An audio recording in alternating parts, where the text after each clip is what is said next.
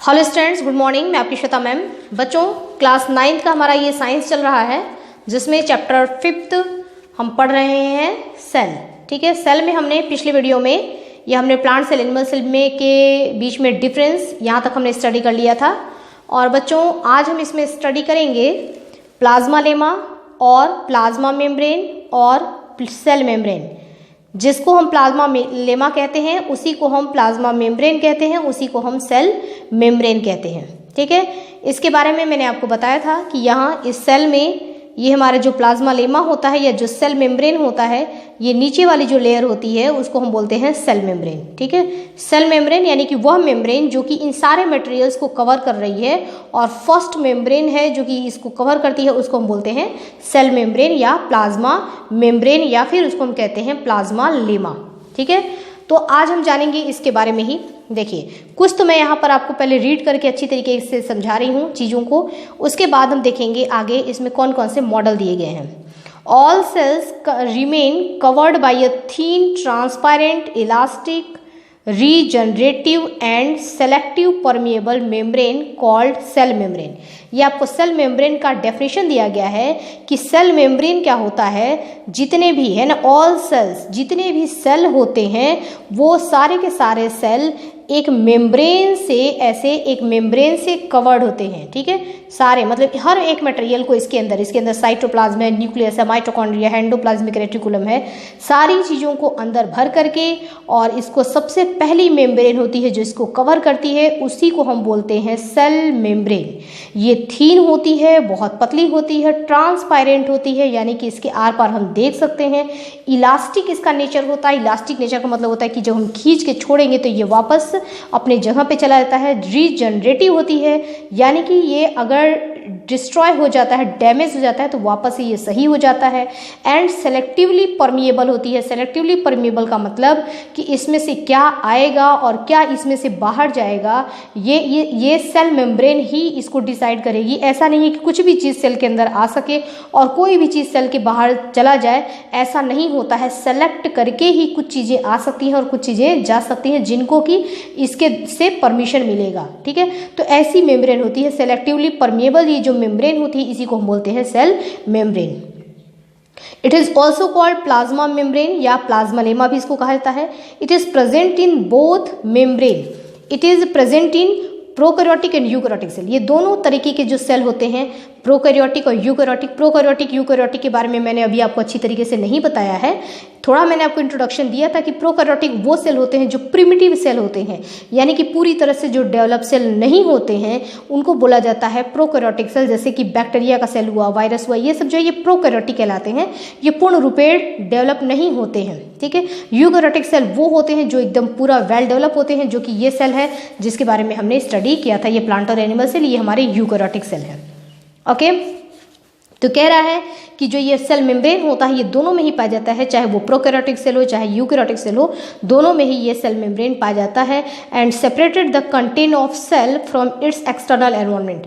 और यही वो मेम्ब्रेन होता है जो कि इसके बाहर के एनवायरनमेंट से सेल को सेपरेट करता है, इसको अलग करता है। ठीक है, क्योंकि इसमें या बाहर में क्या चीज़ें हैं उनसे ये मेम्ब्रेन के अंदर सारी चीज़ें कवर हो गई, तो अंदर ये सारा चीज़ पैकअप हो गया, तो पैकअप कर रहा है, यानी कि बाहर के एनवायरनमेंट से इसको सेपरेट कर रहा है। Many cellular organism of a eukaryotic cells such as chloroplast, mitochondria, Golgi apparatus, nucleus, chloroplast, endoplasmic reticulum, lysosome are enclosed by the unit membrane। जैसा कि मैंने आपको बताया कि इन सारी चीज़ों को अंदर भर करके, जैसे ये न्यूक्लियस हो गया, एंडोप्लाज्मिक रेटिकुलम हो गया, है ना, गोल्जी कॉम्प्लेक्स हो गया, ये सारी चीज़ें, इतनी सारी चीज़ों को अंदर भर करके और एक मेम्ब्रेन के द्वारा इसको पैकअप कर दिया जाता है। उसी मेम्ब्रेन को हम कहते हैं सेल मेम्ब्रेन। ठीक है, और ये हमारा यूनिट मेम्ब्रेन होता है, यानी कि यही प्रारंभिक मेम्ब्रेन होता है जो कि पहले इन चीज़ों को कवर करता है। उसके ऊपर हम इसको प्रोटेक्ट करने के लिए, सेल को प्रोटेक्ट करने के लिए इसके ऊपर लेयरिंग और हम करते हैं, लेकिन ये पहला हमारा लेयर होता है जो कि अंदर की चीज़ों को प्रोटेक्ट करता है, यानी कि ये यूनिट मेम्ब्रेन होता है। Due to structural similarities of all these membrane, this membrane is referred as unit membrane. ये जो है सब में कोई सा भी सेल हो, इसमें ये पहली सेल तो ये पहला ये मेम्ब्रेन तो प्रेजेंट होता ही है, ठीक है। हमने एक ये चीज़ देखा भी था, मैंने आपको जब बताया था इसमें प्लांट सेल एनिमल सेल का हम डिफरेंस देख रहे थे।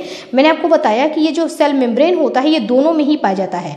पहली कवरिंग चाहे वो प्लांट सेल है तो भी उसकी पहली कवरिंग तो होती है सेल मेम्ब्रेन, और एनिमल सेल जो होता है उसमें भी पहली कवरिंग जो होती है वो सेल मेम्ब्रेन होती है। उसके बाद इसमें प्लांट सेल में ऊपर 2 मेम्ब्रेन और होते हैं, जबकि एनिमल सेल में केवल एक ही मेम्ब्रेन होता है। प्लांट सेल के इस सेल को प्रोटेक्ट करने के लिए उन सेल्स के बीच बीच में बीच बीच में इसमें सेलुलोज भरा जाता है, जिसके वजह से ये रिजिड हो जाता है इसका ये, और इसको सेल वॉल कहा जाता है, ठीक है। ये इसको प्रोटेक्ट करता है। और ये जो होता है इसमें सिर्फ एक लेयर होता है जिसको हम बोलते हैं, दोनों को मिलाकर के बोला जाता है इसमें सेल मेम्ब्रेन, ठीक है। तो इसमें केवल एक जो हम अंदर की बात करेंगे कि प्लाज्मा मेम्ब्रेन इसमें प्रेजेंट होती है, तो प्लाज्मा मेम्ब्रेन इसमें भी होती है, और प्लाज्मा मेम्ब्रेन आप देख रहे हैं ये चीज़ इसमें भी होती है, ठीक है। तो ये लेयर दोनों में ही पाई जाती है, सब में ही ये जितने भी सेल्स होते हैं सभी सेल्स में ये मेम्ब्रेन पाया जाता है। इसकी वजह से ही इस मेम्ब्रेन को यूनिट मेम्ब्रेन कहा जाता है। The plasma membrane and membranes of the membrane bound organelles are known as biological membrane. The plasma membrane and membranes of the membrane bound organelles, जो भी ऑर्गेनल्स जितने होते हैं, ऑर्गेनल्स का मतलब होता है कि इस सेल के अंदर जितनी भी ये चीज़ें पाई जाती है, nucleus, endoplasmic reticulum, chloroplast, mitochondria, ये सब जो ऑर्गेनल्स हैं इनको बोला जाता है सेल ऑर्गेनल्स। तो ये सारे आर ऑल्सो नोन एज, इनको भी हम बायोलॉजिकल मेम्ब्रेन कहते हैं। ये भी एक मेम्ब्रेन से, सभी चीज़ें अंदर भी एक मेम्ब्रेन से कवर्ड होती हैं। It must be kept in mind that the cell membrane does not totally isolate the cell from its environment। जैसा कि मैंने आपको बताया कि ये जो सेल होते हैं, ये जो मेम्ब्रेन होता है ये सेलेक्टिवली परमिएबल मेम्ब्रेन होता है, यानी कि कुछ चीज़ें इसमें से अंदर आ सकती हैं, बाहर से अंदर जा सकती है और अंदर से बाहर आ सकती हैं। वो ये सेलेक्ट करता है कि इसमें से क्या चीज़ें आएंगी, क्या चीज़ें जाएंगी। यानी कि सेल मेम्ब्रेन कंप्लीटली बाहर के इन्वायरमेंट से सेल को एकदम से सेपरेट नहीं करता है, इसको बिल्कुल एकदम से इसको आइसोलेट नहीं कर देता है कि तुम बिल्कुल अलग हो बाहर के इन्वायरमेंट से। There is a continuous flow of materials and information across the membrane due to its semi-permeable nature। अभी मैंने आपको बताया कि सेमी परमिएबल इसका नेचर होता है, इसकी वजह से चीज़ें इसके अंदर आती जाती रहती हैं, जिन भी चीज़ों की इसको ज़रूरत होती है, ठीक है। ये सिर्फ इसको एक पैकअप करता है कि इस सेल की ये सारी चीज़ें अंदर इसमें पैकअप हैं, ठीक है। सेमी परमिएबल का मतलब क्या होता है वो चीज़ मैंने जस्ट अभी आपको बता दिया, वही सारी चीज़ें इसमें दी हुई हैं, ठीक है। स्ट्रक्चर ऑफ सेल मेम्ब्रेन, अब अगर हम बात करें कि हमारा जो ये सेल मेम्ब्रेन है या ये जो हमारा प्लाज्मा मेम्ब्रेन है ये दिखता कैसे है और किन किन चीज़ों से बना होता है, ठीक है। तो उसका स्ट्रक्चर देखिए यहाँ पर आपको दिखाया गया है। इसमें 2 कॉन्सेप्ट हैं। फर्स्ट हम देखेंगे यूनिट मेम्ब्रेन कॉन्सेप्ट, ओके। अब ये जो कॉन्सेप्ट यहाँ पर दिया गया है वो आपको मैं दूसरी बुक से दिखा रही हूँ। देखिए बच्चों, इसमें डायग्राम बहुत क्लियर दिया है, इस वजह से मैं आपको इस बुक में डायग्राम दिखा रही हूँ। तो इसके लिए बहुत सारे साइंटिस्ट आए जिन्होंने बताया कि कैसा कैसा ये सेल मेम्ब्रेन जो होता है वो कैसा बना होता है और उसमें चीज़ें मतलब उसका स्ट्रक्चर कैसा होता है, ठीक है। जैसे मैं कहूँ कि ये एक रूम है, ये मकान बना हुआ है, तो इसकी दीवार कैसे बनी हुई है, इसमें पत्थर की चुनाई की गई है या फिर ईंटों की चुनाई की गई है, और यह क्या स्ट्रक्चर है ना। तो अलग अलग क्या स्ट्रक्चर होगा इसका, जो ये जो लेयर है हमने देखा जो कि सेल के बाहर ये एक मेम्ब्रेन होता है, ये बाउंड्री होती है, ये एक्चुअल में बनी कैसे होती है ना। अगर इसको हम इलेक्ट्रॉन माइक्रोस्कोप से देखते हैं तो ये हमको कैसा दिखाई देता है कि किन किन चीज़ों से बनी हुई है। इसके बारे में पता लगाने के लिए बहुत सारे साइंटिस्ट हैं और बहुतों ने अपने अपने मत दिए हैं। उसमें से पहला जो हमारा हाइपोथेसिस है, पहला जो हम विचारधारा देखेंगे उसको हम कहते हैं यूनिट मेम्ब्रेन, ठीक है ना। हमारा फर्स्ट मॉडल है यूनिट मेम्ब्रेन मॉडल और इसको दिया था जे डेविड रॉबर्टसन ने। 1959 में ये मॉडल दिया गया है और इसके अकॉर्डिंग क्या बताया गया कि कैसा होता है सेल मेम्ब्रेन। इनके अकॉर्डिंग इन्होंने ये विचारधारा दी है, ठीक है। तो इनके अकॉर्डिंग क्या होता है, देखिए इन्होंने कहा कि जो ये सेल मेम्ब्रेन होता है इसकी थिकनेस यानी कि इसकी मोटाई जो होती है, थिकनेस जो होती है वो लगभग 75 एंगस्ट्रॉन की होती है, ठीक है। 75 एंगस्ट्रॉन ये थिक होता है, इतना मोटा ये इतना थिक हो ये होता है 75 एंगस्ट्रॉन। एंगस्ट्रॉन को कैसे लिखा जाता है, ये बच्चों ए लिख करके उसके ऊपर एक ऐसे बॉल बनाते हैं, इसको हम बोलते हैं एंगस्ट्रॉन। ओके, अब और दूसरी बात इन्होंने क्या बताई, फर्स्ट बात इन्होंने बताया कि ये जो है 75, इसकी थिकनेस 75 एंगस्ट्रॉन होती है। सेकंड बात इन्होंने बताया कि इसमें ऊपर ऊपर एक प्रोटीन का लेयर होता है, यानी प्रोटीन के मॉलिक्यूल्स अरेंज होते हैं, है ना। आप समझ लो कि एक दीवार तैयार हो रहा है, वॉल है ना, एक मकान का वॉल तैयार हो रहा है, उसमें आप देखिए कि वो वॉल कैसे कैसे बना हुआ है। तो इन्होंने बताया कि इसमें फर्स्ट लेयर जो होता है वो प्रोटीन का लेयर होता है, और जो लास्ट लेयर होता है वो भी प्रोटीन का लेयर होता है।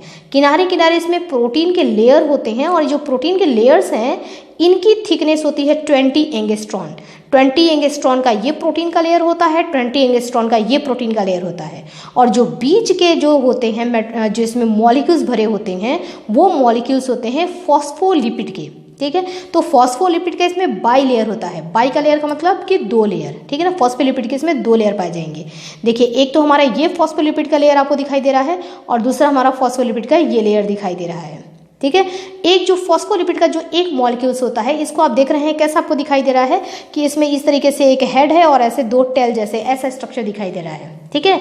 तो ये जो हेड होता है बच्चों, इसको हम बोलते हैं हाइड्रोफिलिक, ठीक है ना। ये हाइड्रोफिलिक होता है, और टेल जो होता है वो होता है हाइड्रोफोबिक। हाइड्रोफिलिक का मतलब होता है, हाइड्रो मीन्स वाटर, फिलिक मतलब होता है लविंग, यानी कि ये जो मॉलिक्यूल्स, ये केवल आपको शेप ऐसा बना करके दिखाया गया है।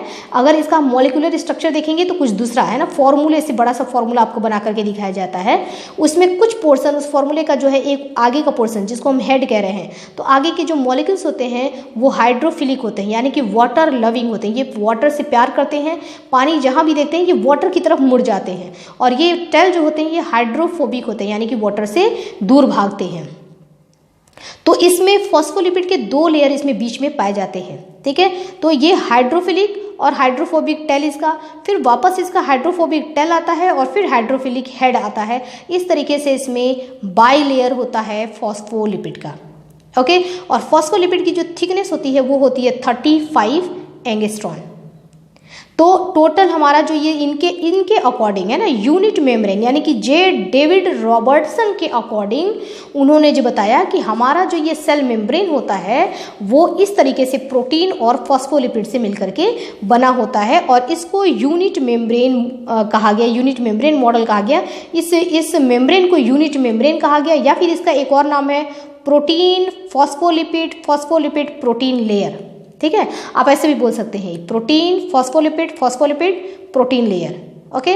तो ये मॉडल दिया गया था जे डेविड रॉबर्टसन के अकॉर्डिंग कि ऐसा होता है। दूसरा देखिए, अब दूसरे साइंटिस्ट आए जिन्होंने दिया fluid mosaic model. Fluid mosaic model जो है ये सिंगर और निकोलसन 2 साइंटिस्ट हैं जिन्होंने 1972 में, अब उन्होंने बताया कि हमारे अकॉर्डिंग, इन्होंने बताया अपनी विचारधारा इन्होंने दी कि हमारे अकॉर्डिंग इसमें थोड़ा फेरबदल होना चाहिए, बिल्कुल ऐसा नहीं मेम्ब्रेन होता है बल्कि थोड़ा चेंज होता है। अब वो क्या चेंज है देखिए, इनका डायग्राम में आपको बताया जाएगा कि एक्चुअल में इस तरीके के होते हैं, ठीक है। अब इन्होंने क्या स्ट्रक्चर बताया है वो आप देखिए,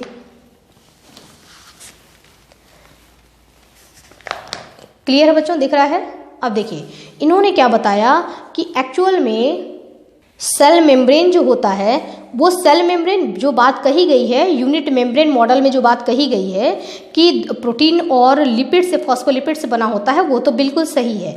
लेकिन फॉस्फोलिपिड के मॉलिक्यूल्स इस तरीके से अरेंज होते हैं चारों तरफ, पहले ऊपर भी फॉस्फोलिपिड के मॉलिक्यूल्स होते हैं, उन्हीं के साथ नीचे भी फॉस्फोलिपिड के लेयर्स होते हैं, यानी कि अरेंजमेंट कुछ इस तरीके से होता है। और उसमें बोला गया है कि जो प्रोटीन ऊपर और नीचे प्रोटीन होता है, बीच में फॉस्फोलिपिड होता है, इनके अकॉर्डिंग इन्होंने कहा कि नहीं, फॉस्फोलिपिड इस तरीके से अरेंज होते हैं, और जो प्रोटीन के मॉलिक्यूल्स होते हैं वो 2 तरीके से होते हैं। कुछ प्रोटीन के मॉलिक्यूल्स तो बीच बीच में धसे होते हैं, ठीक है। इन्हीं फॉस्फोलिपिड के बीच बीच में से ये जो आपको ये स्ट्रक्चर दिखाया गया है ना बच्चों, ये प्रोटीन का दिखाया गया है, और ये जो दिखाया गया है ये लिपिड का स्ट्रक्चर दिखाया गया है। तो इन्होंने कहा कि बाई लेयर तो होता है, फॉस्फोलिपिड जो होता है वो बाई लेयर होता है, 2 लेयर होता है, लेकिन प्रोटीन जो होते हैं वो भी 2 तरीके के होते हैं। कुछ वो प्रोटीन होते हैं जो कि इन लिपिड फॉस्फोलिपिड के बीच बीच में धसे होते हैं, और कुछ वो प्रोटीन होते हैं जो कि ऊपर ऊपर होते हैं, ठीक है, यानी कि दो तरीके के प्रोटीन होते हैं। उसमें बताया गया कि केवल प्रोटीन जो बाहर यहाँ ऊपर ऊपर इधर लेयर और इधर होता है, ठीक है ना, लेकिन इसमें बताया गया कि नहीं, कुछ बीच में धसे भी होते हैं। जो बीच में धसे होते हैं उनको बोला जाता है इंटेग्रल प्रोटीन, ठीक है, और कुछ प्रोटीन जो बाहर बाहर पाए जाते हैं इनको बोला जाता है पेरीफेरल प्रोटीन, ठीक है। पेरीफेरल का मतलब होता है बाहर कवरिंग करने वाला प्रोटीन। तो कुछ दो तरीके के इसमें प्रोटीन पाए जाते हैं, एक इंटीग्रल प्रोटीन और दूसरा पेरीफेरल प्रोटीन। उसके बाद इंटीग्रल जो प्रोटीन होता है इसको बाहर निकाल लेना, मतलब इस लेयरिंग्स में वो काफ़ी मतलब कहते हैं फिक्स होता है, एकदम एडजस्ट होता है। इसको रिमूव करना, अगर आप चाहें कि इस प्रोटीन को इसमें से बाहर निकालो तो ये काफ़ी मुश्किल होता है, जबकि पेरीफेरल प्रोटीन जो होते हैं वो ईजिली इनमें से बाहर निकाले जा सकते हैं। ओके, तीसरी बात बताया गया कि इसमें फॉस्फोलिपिड तो इसमें होता ही है, लेकिन साथ ही एक और मॉलिक्यूल्स इसमें ऐड किया गया कंपोनेंट की, इसमें जो है ग्लूकोज भी होता है, यानी कार्बोहाइड्रेट। कार्बोहाइड्रेट के मॉलिक्यूल्स भी पाए जाते हैं यूनिट मेम्ब्रेन मॉडल को बनाने में, उसका भी इस्तेमाल किया जाता है। और वो होते कैसे हैं, वो जो ये बाहर बाहर जो ये पेरीफेरल प्रोटीन दिखाई दे रहा है, उन्हीं पेरीफेरल प्रोटीन से आपको जो ये लाइनिंग इस तरीके से जो पेड़ की तरह से बना है ना, ये ट्री के स्ट्रक्चर में दिखाया गया है, तो ये दिखाया गया है ग्लूकोज को, ठीक है। तो ये जो होते हैं कार्बोहाइड्रेट के मॉलिक्यूल्स इन प्रोटीन के मॉलिक्यूल्स से जुड़े होते हैं। तो प्रोटीन के मॉलिक्यूल्स और कार्बोहाइड्रेट के मॉलिक्यूल्स जब ये दोनों जुड़ेंगे और इनको एक साथ आपको बोलना पड़ेगा, तो आप क्या बोलेंगे इसको, हम बोलेंगे इसको ग्लाइको, ठीक है ना। ग्लाइको वर्ड हमने इस्तेमाल किया ग्लूकोज के लिए, कार्बोहाइड्रेट के लिए, और प्रोटीन को प्रोटीन कहेंगे, तो इसको हम बोलेंगे ग्लाइको प्रोटीन, ठीक है। अब ये केवल प्रोटीन नहीं है बल्कि ये ग्लाइको प्रोटीन है। फिर क्या हुआ, फिर थोड़े से लिपिड के मॉलिक्यूल्स आकर के और इसमें भी अटैच हो जाते हैं, किसमें, ग्लूकोज में, यानी कार्बोहाइड्रेट में। ये कार्बोहाइड्रेट और इसमें ये जो दो लाइनिंग आपको दिखाई दे रही है, ये है लिपिड के मॉलिक्यूल्स। लिपिड के मॉलिक्यूल्स आकर के इसके साथ भी अटैच हो जाते हैं। तो लिपिड जब कार्बोहाइड्रेट से जुड़ेगा, ठीक है, कार्बोहाइड्रेट को हम क्या बोल रहे हैं, ग्लाइको, ठीक है। तो लिपिड जब ग्लाइको के साथ जुड़ेगा तो इसको हम नाम क्या देंगे, ग्लाइकोलिपिड। ये ग्लाइकोलिपिड हो गया। और ये जब ग्लूकोज यानी कि कार्बोहाइड्रेट जब प्रोटीन के साथ जुड़ेगा तो ये क्या कहलाएगा, ग्लाइको प्रोटीन, ठीक है। तो ग्लाइकोप्रोटीन और ग्लाइकोलिपिड भी इसमें पाए जाते हैं। ओके, तो ये बातें बताई गई हैं फ्लूइड मोज़ेक मॉडल में। फ्लूइड मोज़ेक मॉडल जो दिया गया इसमें ये चीज़ें बताई गई, और इसमें कहा गया कि बल्कि जितनी भी ये चीज़ें होती हैं, ठीक है, जैसे कि आपका होता है ये हमारा माइटोकॉन्ड्रिया हो गया, टोनोप्लास्ट हो गया, गोल्जी कॉम्प्लेक्स हो गया, लाइसोसोम हो गया, प्लास्टिड यानी क्लोरोप्लास्ट हो गया, इन सबके बाहर की जो मेम्ब्रेन होती है जो इनको कवर करती है, वो सब एक्चुअल में इस तरीके से ही बने होते हैं, ठीक है। ये चीज़ें उनमें पाई जाती हैं, ठीक है।